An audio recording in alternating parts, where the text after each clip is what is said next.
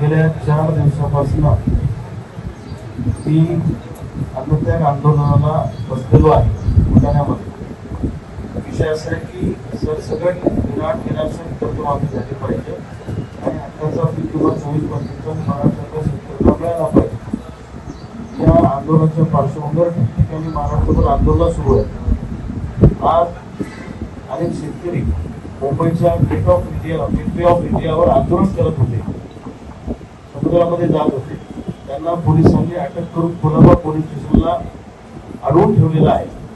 त्यांच्यावर गुन्हे दाखल करत आहेत, त्यांना तिथे वाईट ट्रीटमेंट देत आहेत। हे काही बरोबर नाहीये, लक्षात ठेवा। ते काही चोर दरोडेखोर उचलके नाहीये, ते शेतकऱ्यांसाठी लढणारे कार्यकर्ते आहेत। त्यांनी कुठलाही कायदा हातात घेतलेला नाहीये, त्यामुळे त्यांच्यावर गुन्हे दाखल करून जर त्यांचा आवाज दडपण्याचा प्रयत्न केला किंवा त्यांना अटक केली तर महाराष्ट्रभर शेतकऱ्यांचं आंदोलन अधिक तीव्र होईल।